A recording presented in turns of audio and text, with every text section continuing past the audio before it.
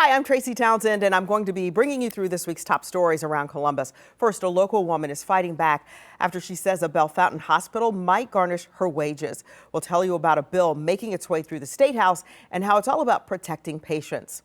Plus, a man was sentenced to prison for putting a hidden camera inside his Hocking Hills rental cabin.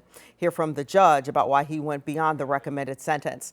And the Trump administration is considering placing a tariff on imported pasta brands. 10 TV's Colin Dorsey talked with the owner of a local market about how they're trying to keep their costs down.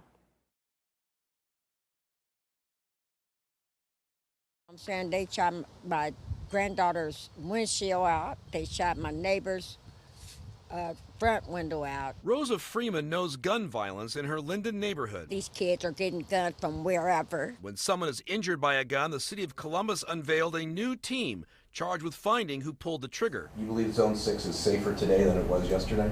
I do.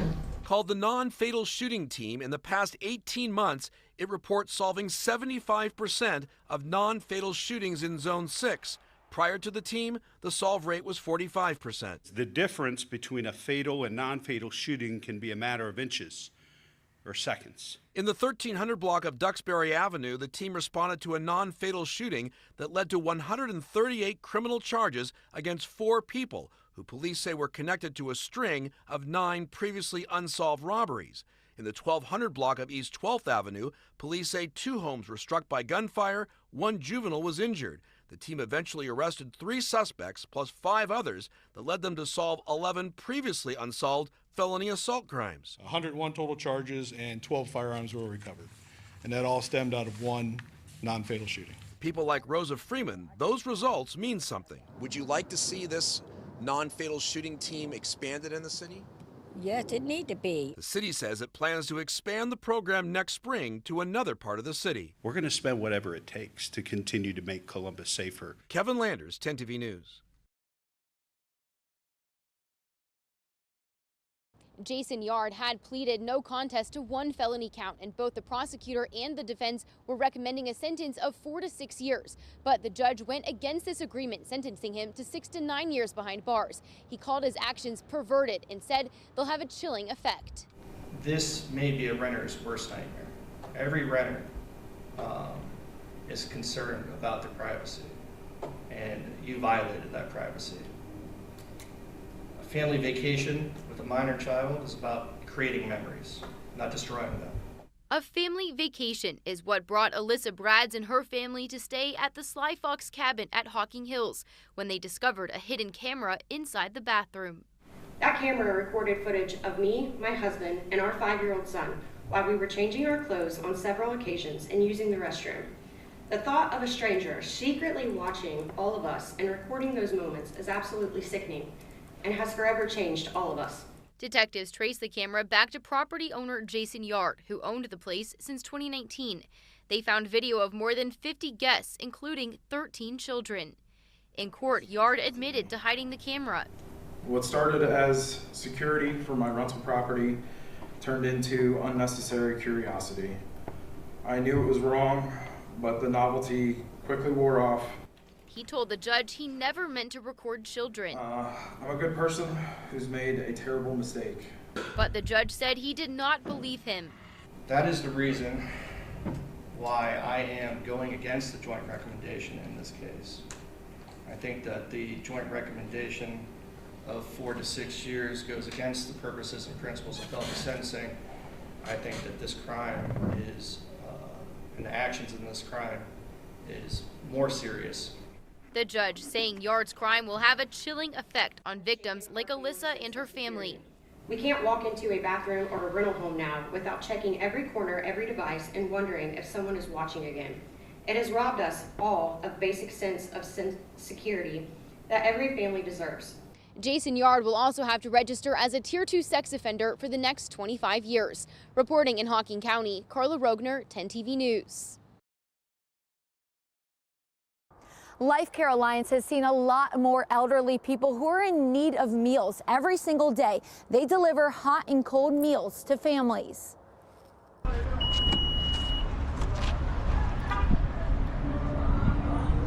That makes it easy. Every day, Life Care Alliance delivers 6,000 meals to elderly in Central Ohio. I always double check to make sure I got the right number of meals before I leave and have to come back and get extra. The number of meals going out to customers is growing. The nonprofit has seen a 70% increase in need since 2020. They're just worried because most of our folks live on paycheck to paycheck or Social Security check to Social Security check. A lot of their customers receive SNAP benefits, but have been without that help during the shutdown. So many turn to Life Care Alliance for help. Like you get cancer, you get diabetes bad, you get a heart ailment, something like that, and you can't go to work. If you are working, you're in deep trouble. Today, we followed a volunteer on their deliveries. The people that receive the meals are grateful for that constant delivery. Generally pretty good. It's wonderful for us older people that they do that. It's no shock that the price of food has taken a toll on some families. They're really much too high, and especially for older people that's on a limited income. Life Care Alliance ran out of federal funding in June, and now they are relying on donations. Still, Gearing says they will likely end the year $2 million short. I've been here 24 years in this job, and it's never been close to this. The nonprofit knows this holiday season, their customers need them the most. It's an uplifting time. I just feel like we're making some progress here and we're taking care of some people, and that's a good feeling. Tara Jabor, 10 TV News.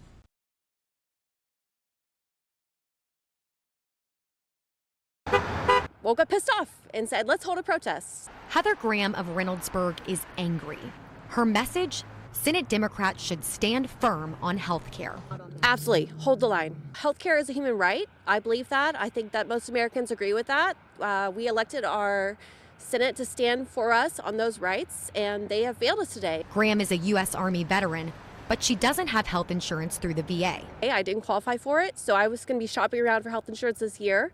Can't afford it, and I think a lot of people are going to be in the same boat. The Kaiser Family Foundation says up to 22 million Americans could see premiums more than double if Affordable Care Act subsidies expire, like the nearly 600,000 Ohioans who used the marketplace last year. And the Health Policy Institute of Ohio estimates 140,000 Ohioans could drop their coverage entirely without the credits to offset the cost. Whether it's veterans, whether it's people who are on that income spectrum where you don't qualify for Medicaid, they've got to do better for us. We deserve health care. Graham, frustrated that Senate Democrats struck a deal to end the shutdown, while the fate of those subsidies remains uncertain. We want the shutdown to end. I do understand the concern of Americans with SNAP benefits and feeding Americans.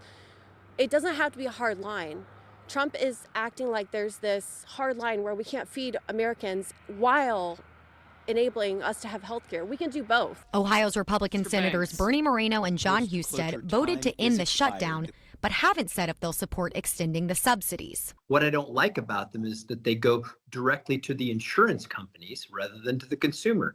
And I would favor a plan that was more consumer driven, that helped get money to the consumer rather than to the insurance company. I hope that we can craft something that looks like that. Former Senator Sherrod Brown, running against Husted in 2026, says he would have voted no until Republicans agreed to protect those subsidies. I would have fought to make sure that insurance rates are stabilized, that people don't see a doubling and a tripling of their insurance. Graham, in the meantime, says she'll keep speaking up.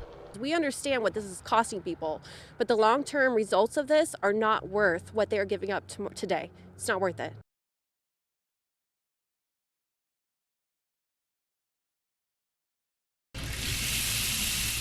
From ensuring the water that comes out of your tap is safe to drink, to building 2 up-ground reservoirs to battle the impacts of drought, to removing lead from water pipes and building more rain gardens to reduce stormwater overflows. All of it costs money, and the city plans to charge residents more to pay for it. The city says after a decade of holding price increases at or below 5%, it's time for a price adjustment.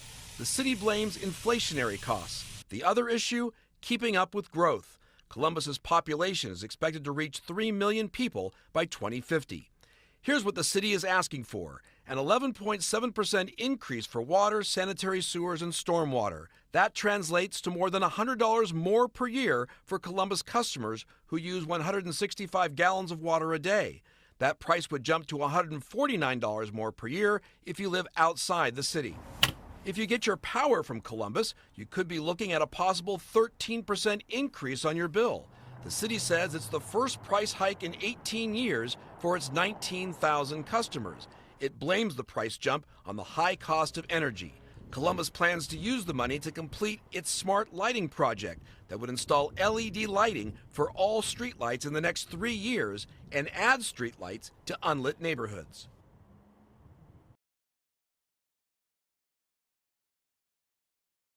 Columbus police confirming to us the fight broke out around 6:30 Saturday evening. Special duty officers responded and no arrests were made. But one bystander who was there tells me he hopes this behavior is addressed quickly so this doesn't turn into something bigger.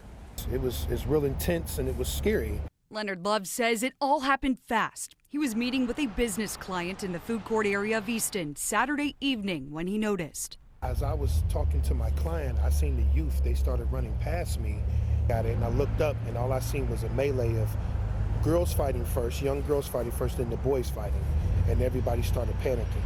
This cell phone video sent to me from another bystander shows the group gathering outside H&M on the second level, throwing punches as others watched.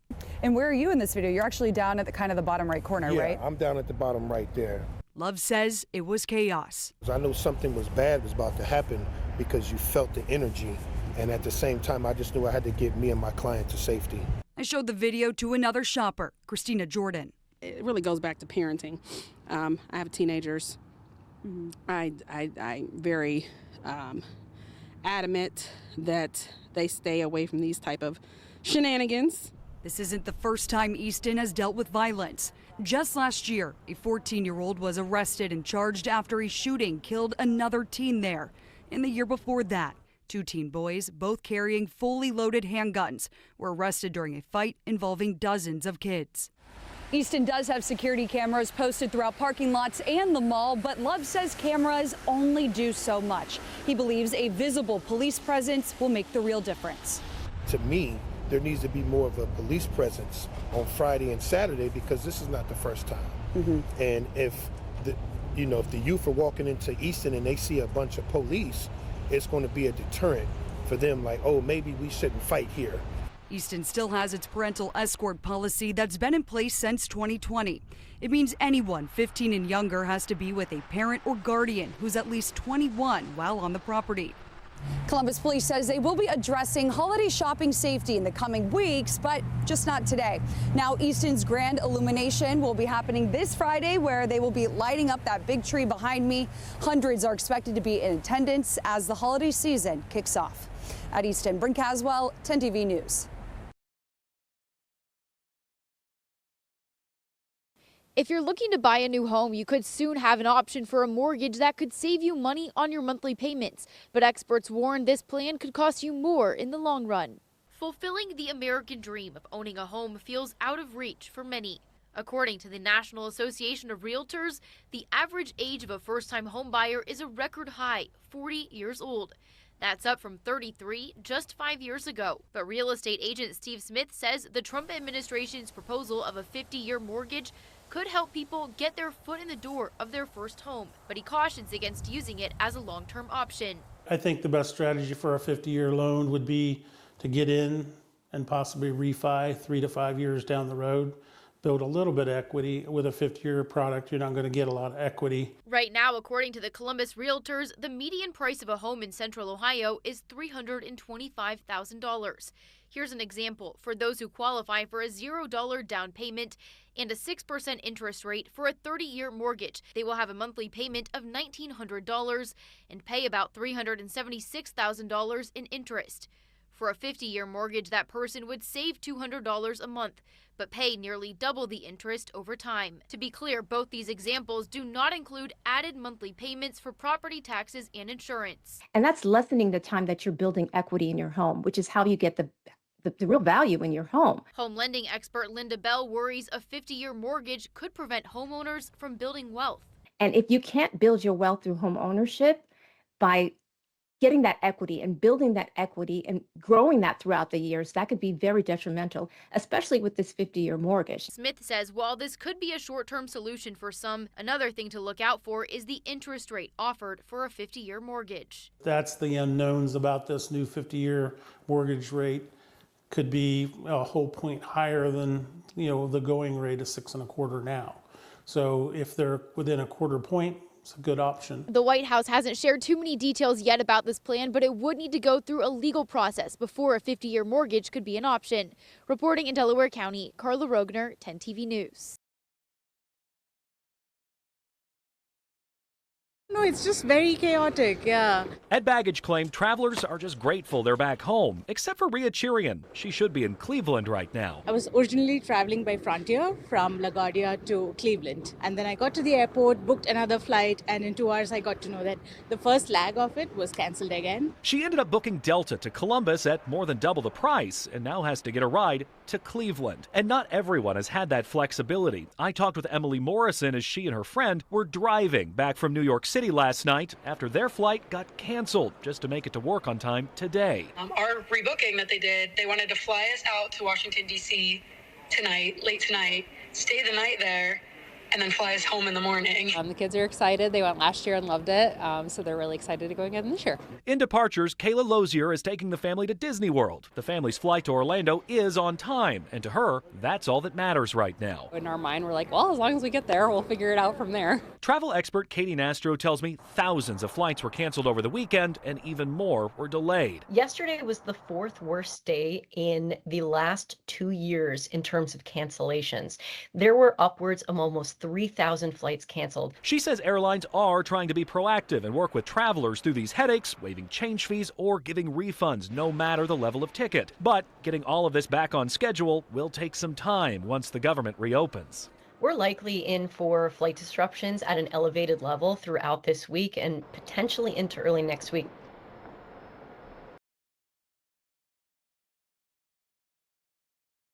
I went to the hospital back in 2018. Maddie Randolph joined a growing number of Americans battling medical debt. They're suing me for $4,111. Randolph was treated at Mary Rutan Hospital in Bellefontaine, but says she wasn't billed until years later. I just got my first bill maybe 2 months ago. The hospital says it can't speak on individual cases and added, legal action for payment on medical bills is always the last resort, only after we have worked with patients to offer every available alternative. From 2021 through October of this year, the nonprofit hospital says it provided $3.4 million in charity care for those who could not afford medical care. Randolph says the hospital has threatened to garnish her wages for non-payment. Of course it's stress because if they're going to garnish like 25% of my wages in this economy, nobody can live off of that. The hospital says it ended reporting medical debt to credit bureaus last year. It declined our request for an interview, so it sent us this video response instead. The sustainability of our organization does require that we seek collection of patient balances, but the use of legal process is extremely rare, and in fact only 1.5% of all of our open patient balances over the last 5 years have gone to a legal process. Like most rural hospitals, keeping the doors open is getting more difficult as patients with no insurance or not enough insurance make it harder for hospitals to pay its bills.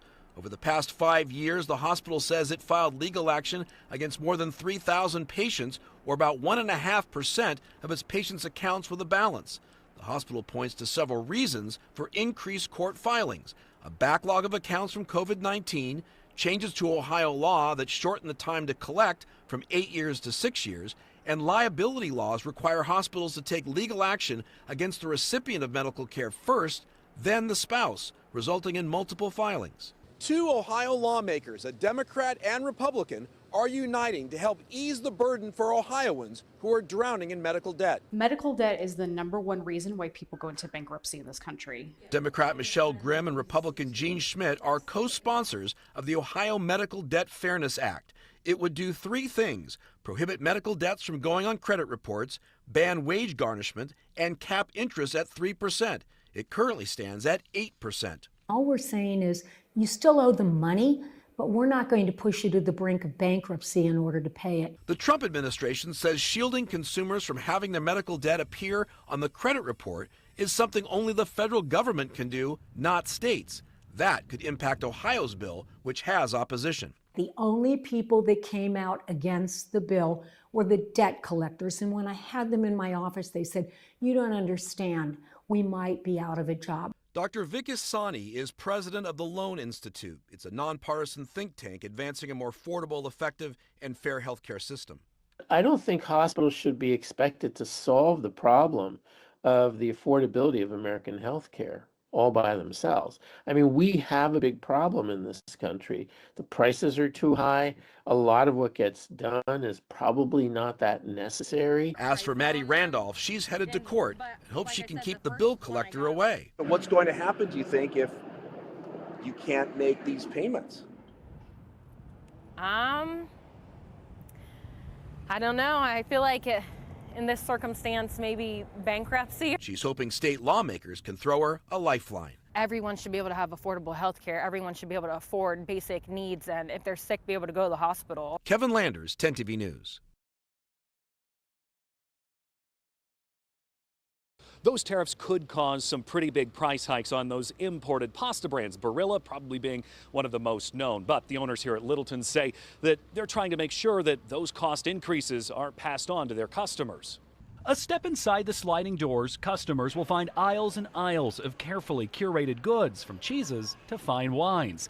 The market, a dream of owner Rob Littleton that came to life just about 2 years ago. The quality of food we can get and we can make has surprised me. A look here, the store's selection of packaged pasta, and the potential of more tariffs means working more with their vendors. What we do is always continually negotiate with our vendors on the prices of everything. He says that might mean both the vendor and the market absorb some of the tariff costs so shoppers aren't hit with a changing price. The White House telling CBS the tariffs are only a proposal. The Commerce Department says a dozen Italian pasta makers are dumping cheap products in the United States, undercutting American goods. We're producing a lot of our product in-house. I'd say around 40% of our sales go to stuff that's made from our kitchen right back there. These pastas, made from scratch, batch by batch, right in front of the shopper. Littleton says because they make a lot in-house and a lot of his customers are demanding fresh products, many of these tariffs won't affect what they do. I did talk with one woman who didn't want to go on camera but says she exclusively buys Barilla pasta and says